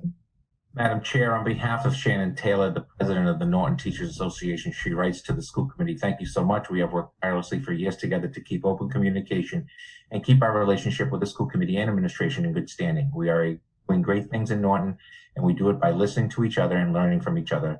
We will keep moving forward together. It goes on to say, together we have health and safety of students and staff first during a pandemic. Extremely proud of the work we are doing. So, just adding that to the record. Thank you. I really Thank you. appreciate that. And I think that we really are. I think we are a proactive community. I think we try diligently to come to the table, agreements, disagreements, kind of figure it out and do what's right and what's best for all parties involved. So we know it's not easy. We know that sometimes there are more struggles, but I think that personally that letter just to me felt really, it just felt it felt off. It felt out of line. So we can move on, Dr. Baeta, for other business. Thank you. I have a couple to bring up. One is we have a timeline on the capital plan being due. You have that information. Thank you to the work of Wade Lazat and Matt Wells. And also Sherry Cohen, who actually last year at some point actually did a walkthrough with us to take a look at a number of items that we needed to think about. But before you have a 5-year capital plan as needs to be published in order to go forward to the Capital Improvement Committee, Finance Committee, Board of Selectmen town meeting. So we put together in our priorities, which includes the $1.5 million worth of requests in the current FY, what's going to be FY 2022, which is actually 1.845983 million. This does not include the athletic complex. It's noted here as just a placeholder, but that's money that's not part of capital. That's a potential borrowing item. You also know that we're working thanks to Matt, and Matt, feel free to make a statement or Wade. We're also working with the train situation, which I believe is also being discussed with the Board of Selectmen. And we're also looking at capital and looking at the potential to borrow because the rates are so low. Those are conversations that I think the 5 of you are going to have with the selectmen. Is it the right timing? Should we be doing this? And so on and so forth. So we do need to vote this. And so that we can meet the deadline of sending it to town hall, which is the 22nd.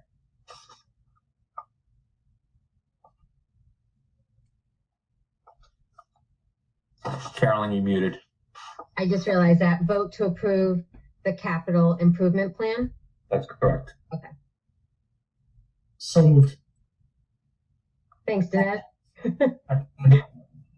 don't even know. I was just writing down my notes. So all in favor. Let's see. Dan.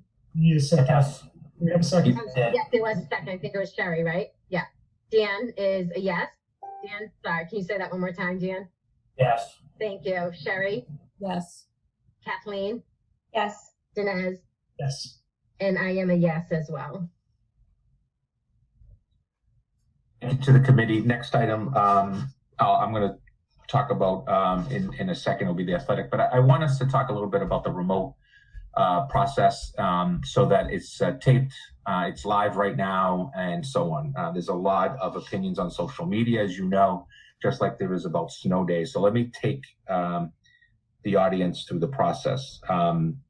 The first one is I made a determination to call a snow day based upon what I'm seeing, what I'm hearing, and what I thought was best for the children and the staff. And based on what I've been seeing on social media, it seems like it's gone off pretty positively.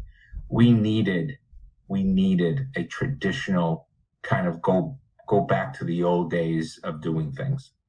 And quite frankly, Sometimes we complain about the weather and everything else in June. I'm hoping that this darn thing is almost over. And when we do get together in June, we're able to be together in June with our students. So that was the reason for that. And going forward, every snow day will be considered depending on what's going on. Remember that the number one thing when you go remote is loss of power. That becomes a real big problem, and equity with that.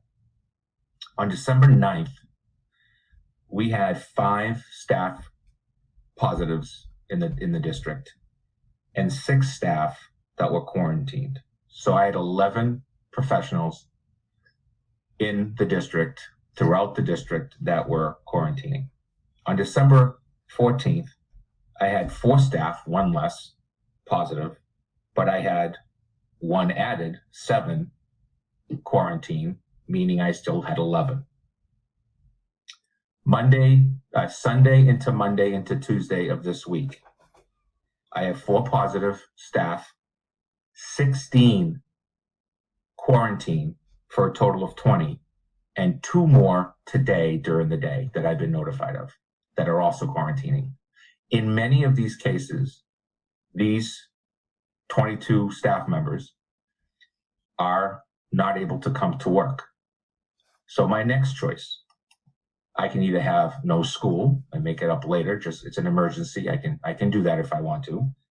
I can teach remotely, a 7-hour workday, contractual day, students following a schedule. This is not office hours and checking in and all of that like we did in the spring. This is very concrete, synchronous and asynchronous time, going from class to class or lesson to lesson, getting their services in special education, et cetera, et cetera, et cetera. It's not March when we went into crisis mode and tried to put something in place. Or the third thing I can do is I can open the school and we can babysit your children. And I'm just being frank. I can babysit your children by putting them in big rooms with maybe supervision and maybe not. Because when you don't have 22 people in your buildings, in general, we never see 22 people out. Our average is anywhere around a bad day for us is 8 or 9. And that doesn't none of this includes anything to do with personal days. None of this has to do with staff members that are dealing with cancer, staff members dealing with physical issues that are requiring them to stay home. None of this is dealing with any situations except their child is sick or symptomatic or has to quarantine.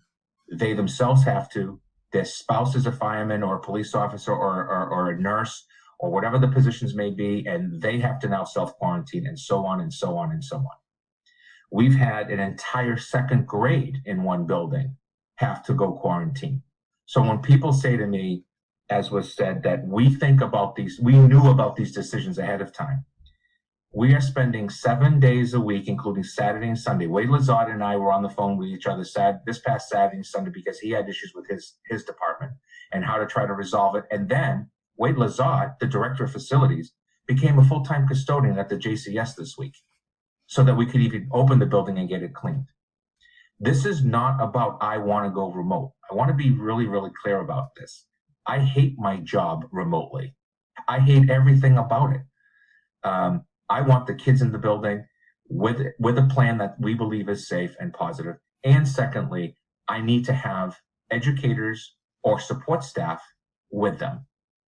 My colleague in Springfield, who has only been doing remote since September, City of Springfield, huge district. He said something that caught my eye the other day.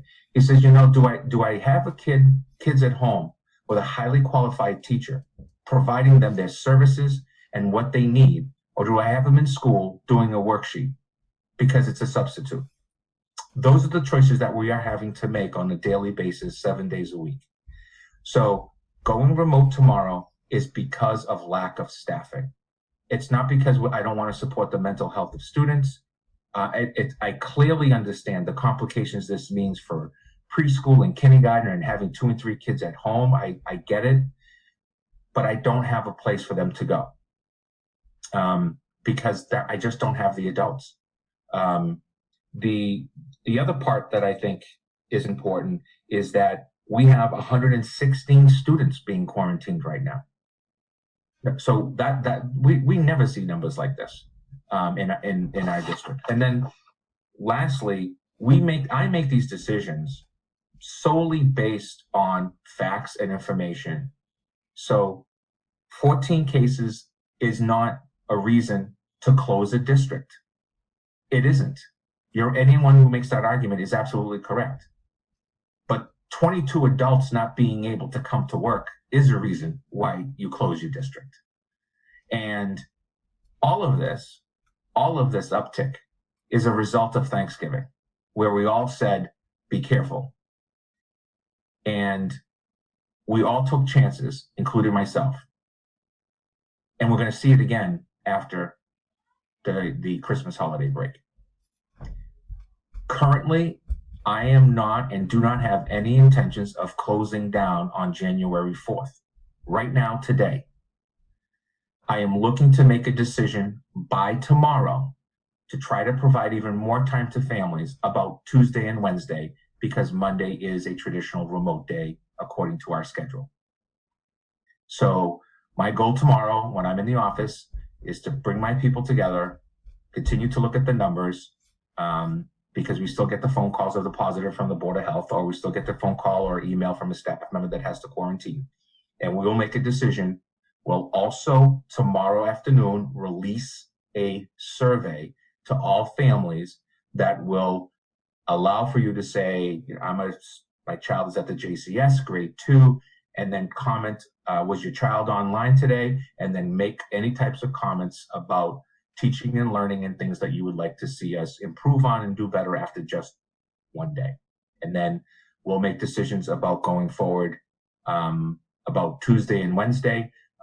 That's my goal. Again, if I continue to have 22 people out, I don't know how I open the building, but I also have the potential that some of these people could be coming back as early as Tuesday or Wednesday. So that could change.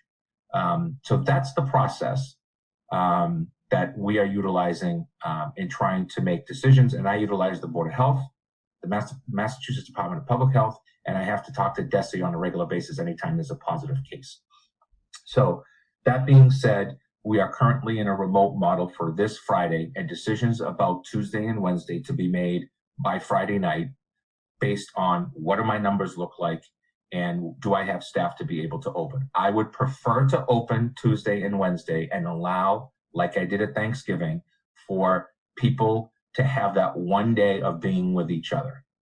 But at this time, I don't have that. Haven't made that decision final, one way or the other. So that's the process for that. I just wanted to get that out there.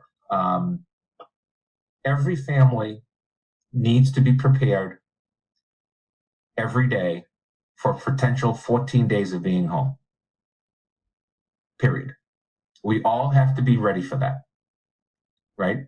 I live in another town. My child goes to Norton Public Schools. I have to come up with a way, even though she's a high school student, I'm in a whole different town. I got to come up with a way. I'm not having someone home by themselves all day. We have called parents to pick up their children because of a situation and sent home the entire class. We've done that at the LGN, I think twice already this year. You have to prepare that children could be home at any point because of this pandemic. There's no way around it. Those are the rules, the regulations, the requirements in order to try to keep everybody safe as much as possible. Okay. I just was going to add, Dr. Beata, you and I have had plenty of phone conversations where, you'll call me and kind of give me an update. And then 2 hours later, you'll call and you'll say, you'll never believe what just happened. That sort of the numbers change that quickly, that you kind of are totally caught off guard. Somebody is fine. And then all of a sudden they have to go home. Because they found out that they were in close contact with somebody. So I think that, maybe we're lucky because we get those conversations with you. But I think from day one, when we voted in a hybrid model, I think we all knew that at any point we could potentially be going remote. I think we thought it was less likely that we'd be going back more full time. I think we kind of all thought that remote would be happening. And I think that we're really lucky that we made it through till kind of the New Year break. to really be in class, to be in school. So I do understand that the challenges that you're confronting, and I appreciate you always trying to be sharing with us at every school committee meeting, even before we got back into school, the multiple meetings that you had with families. I think that there clearly is, unfortunately, no great answer, right? Right, and some of the folks are asking questions about if, Little Lancers is remote, what about the fee and all that? Those would be things that through Matt's office, we would come back to the school committee like we did in the past. We have no intentions of price gouging people when they're physically not in the building. And I think the committee would agree with that. The other thing is champions. I have worked out champions to continue to be open while we're closed in order to try to support families. And that would include the potential extension of further champion support, just to even if it's, sending your child in twice a week, just to send them to a different place. That's something that could happen. And champions is absolutely in favor of supporting Norton. They've been awesome. Really last on the list of items that I have is the athletic complex that we've been working on. So for some folks, they're going to say, can I stop you for a minute, Joe? Yeah. Sorry to interrupt you. I can see that a couple of people have their hand raised. I don't know if that is intentional, if they have a question, or if it's just by accident. But if anybody does have a question, if you could drop it into the Q&A box and we will answer that for you. Sorry, thank you. I just wanted to make sure that we didn't miss anybody. Sorry, I didn't see the hands up. So as you know, we've been working on a project that right now is going to sound like, what are you, crazy? We've been working on an athletic complex issue for almost 3 years now, believe it or not, from the initial capital funding of $20,000 to hiring a consultant to bring in, putting together a committee and all of that. And so what we've done is we've tried to work on being fiscally prudent while at the same time upgrading the facilities, because we're running out of, if you will, land to be able to allow practice on, because it's that bad. Holes, rock, drainage problems, et cetera, et cetera, et cetera. So we've gone back to option G, which we originally had. And Matt, I don't know if you have a copy that you could upload for everybody to see. I don't have mine. I don't know if you have yours on your computer or if someone else does.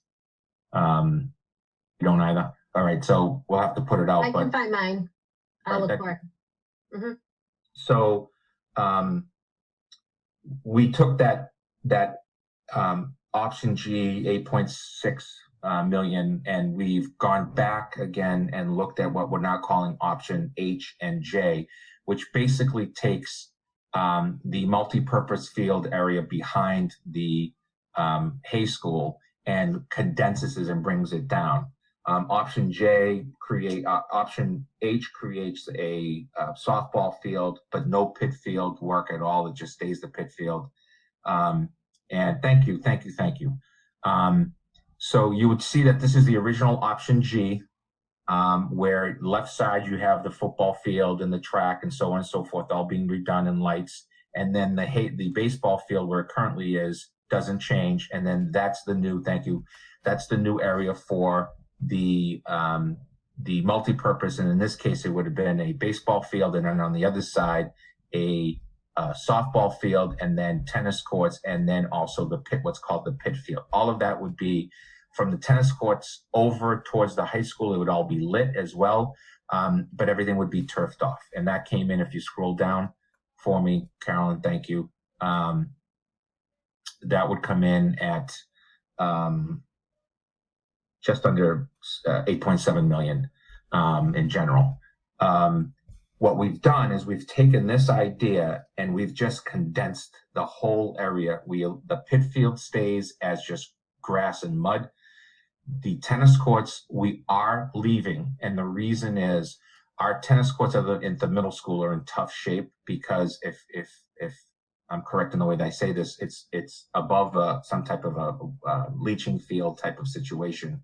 And so they're just breaking apart like you wouldn't believe. And it's well over $150,000 to $200,000 worth of just trying to make it better, and we have concerns about doing that there. So the tennis courts would stay, and then that softball field right next to the tennis courts, that would just be a regular JV field, and everything shifts. So if we go, I don't know, do you have the option, the other option with you? And again, What was the other option? it was option H and J, would have been attached to the same thing. Yeah. So that's awesome. So, and again, I thought I had it on my stuff, and I don't.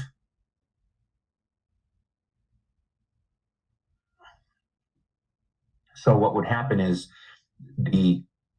everything becomes more condensed, and we end up with the baseball, the track and all of that stays the same. The tennis courts stay the same. And this is option H. The JV baseball field is no longer a turf field. It's just a regular field. But then we have a softball field with a multi-purpose field. And this is actually supported by the athletic director, Aaron Sumner, as the best option in order to be more, if you will, frugal in our attempt to get a project moving forward. And you'll see that the cost on this comes in at $5,793,778. So again, you lose the pit field, you lose the baseball field, but we still need to keep the baseball field. So if you go to the next one, option J, the reason why we're not liking this option is because it actually eats up so much of the JV baseball field that we would not be able to use that field. And that actually came in at just a little over 6 million, just under $6,100,000. So the price isn't huge, 5.8 versus 6.1, give or take 300,000, but it actually eats into our JV baseball field that we could spend some money down the road improving if we needed to. But still, if you can just remember this, softball has at best 2 teams, usually 1 team, at best 2 teams. We've had the last few years, looking at my head coach, Wade, we've had 2 teams, but baseball's consistently been 3 teams, freshman team, JV team, and varsity. So keeping that field available, even as a natural field, works for us. Sorry, I'm having a hard time opening J for you. That's fine. So recommendation going forward is to utilize this option H at $5,793,778, and then long-term think about how to improve, if you will, the JV baseball field. This is a change from your original vote, and it does need to go through the process of Town Hall Permanent Building Committee, which I believe is meeting sometime in the next few weeks. They're meeting Tuesday, so it would be great if we could present to them on Tuesday so that we have a full picture of what's going forward. Right. And this requires a vote. It does. Yes, it does.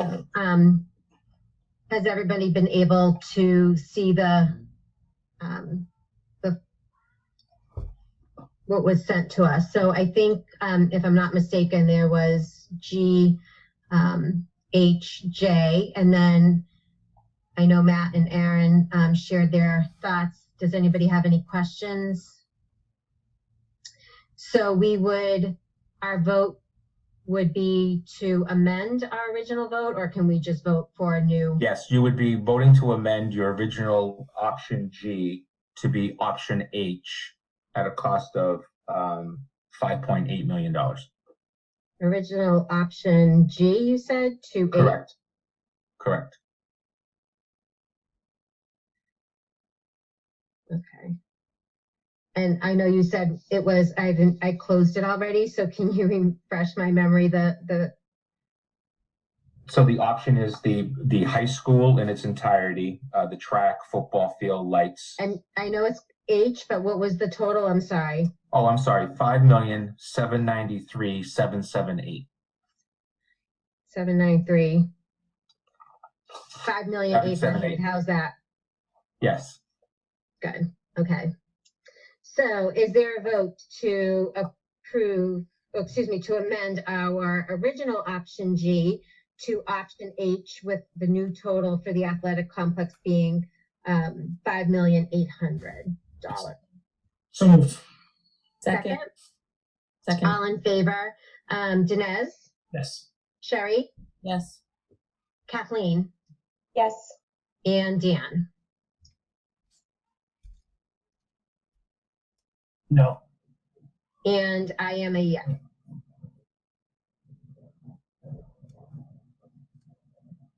Carolyn, I do just want to remind people that when we first started this process, I mean, Joe, how long ago was that? Our first numbers came in over a year ago. Okay, so in our first numbers, we were looking at just about $10 million. So, you know, I just want people to understand we have really put in the time and effort to look at this, relook at this. We thought we were set on a plan pre-pandemic. The pandemic hit. We have gone back again and said, okay, what can we do to make this feasible? Because it really does need to happen. So I think it's important for people to realize where we started and where we're at. We've been really realistic with the work that we have put into this. And I think that one of the things that or something that's important to recognize, and I think Dr. Bayetta, you made a comment to it, this is different than what we had originally planned. And by no means are we making the suggestion that what we originally planned was unnecessary or unimportant. I think we know that down the road, there potentially will need to be conversations about how to meet some of those expectations that we have taken off of our original plan. But I think Aaron and Matt have really have been very helpful in kind of giving us their ideas and thoughts of what potentially is most needed at this point. And then probably, down the road, we'll have to have conversations about some of the things that we are losing with this plan that we really do need. But I think for purposes of getting an athletic field that is actually conducive to allow athletes on, I think that this is a good starting point. But I want to make sure everybody knows. So in a year or two, not a year, I don't know, however many years it would take, I just want people to know that we absolutely recognize that we are compromising on some of the things that we thought we really need. And maybe, we will find out that we did need them and we'll have to come up with a plan to get it, or maybe we'll realize that we can do something different than what our original plan was. But I don't want people to think that we went into this without. So if I can just make a quick statement, I mean, I'm sure those folks are surprised by my no vote. It's not a vote against sports or anything like that. Frankly, the work we've done has been tiresome on this complex. And I frankly, sitting here thinking about this, I am tired of taking cuts. I am tired of taking funding. I'm tired of taking the cheap road. I wholeheartedly am behind in a complex, but I firmly believe that the plans we came up with are the ones that we should stick with. Obviously, I am the lone vote, which is fine. I'm appreciative of everybody's work, and this is not an anti-sports vote. This is an anti-cheap vote. So I just wanted to clarify that with everybody. Thank you. Thank you, Dan. I appreciate that. Yep. Thank you, Dan. On another issue, if I may, I'd like to turn this over to Matt Wells, who wants to address a question about food service delivery while we are remote and how that is going to be communicated. So Matt, real quick. So yeah, the question is about the Mondays. We're going to continue to do the Mondays. We'll be open at our regular hours of 12:30 to 3 for people who want to come and pick up the food. And we will continue to use the buses to deliver the food. It seems to be working really well. If we enter into a remote situation, we are going to regroup at that point in time. We will still do the bus deliveries on the Monday and be open on the Monday. But if we're remote for a longer period of time, we may move to a daily delivery system with the buses, or a few times a week. We'll have to measure it out and see what works best for the families and for the district. But as of now, we will continue to do the Mondays and keep it open. So we know we have a lot of families that do like to come to the high school to pick up their food. And we also do have a lot of families that like the bus coming around.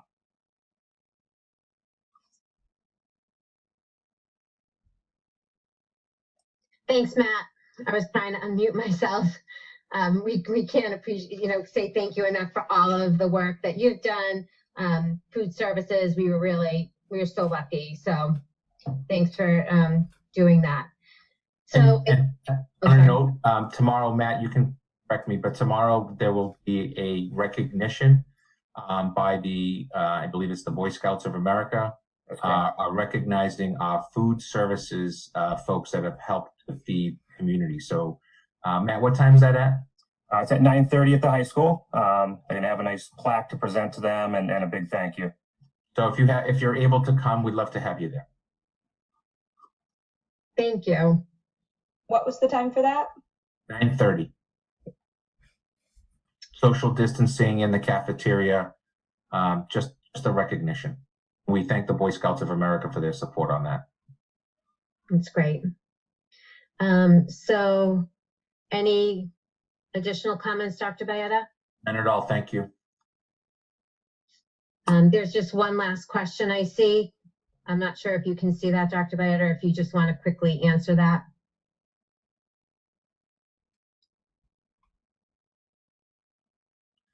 So question is, if we are still short-staffed next week and that forces you to go to remote next week, when will we find out? My response to that is as soon as possible, no later than tomorrow evening. Tomorrow meaning Friday the 18th. I'm trying to make that decision sooner than later. And closing specific classrooms is a good idea, but that causes other issues around equity, which ones get closed, which ones don't.